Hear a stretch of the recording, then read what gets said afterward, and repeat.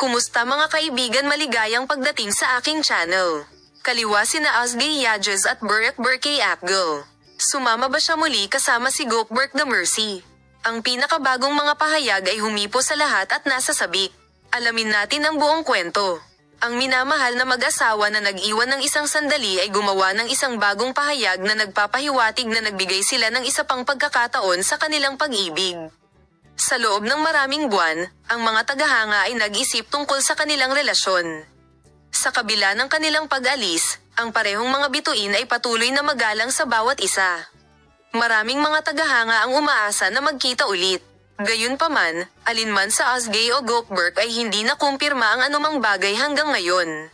Sa mga nagdaang araw, isang reporter na si Gokberk ang nagtanong sa kanyang relasyon kay Osgay sa kanyang pakikipanayam. Ngumiti si Gokberk sa halip na iwasan ang tanong, ang ilang mga kurbatang hindi kailanman masira. Itinuro sa amin ng oras ang kahalagahan ng pag-ibig at kung minsan naiintindihan natin na ang ilang mga tao ay dapat manatili magpakailanman sa kanilang buhay. Nagalit si Burek Burkay Apgul sa pahayag na ito.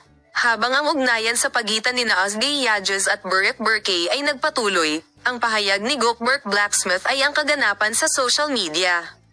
Iparating namin ang detalyadong impormasyon tungkol sa paksa sa iyo sa mga bagong video upang makita ang aming channel na sundin.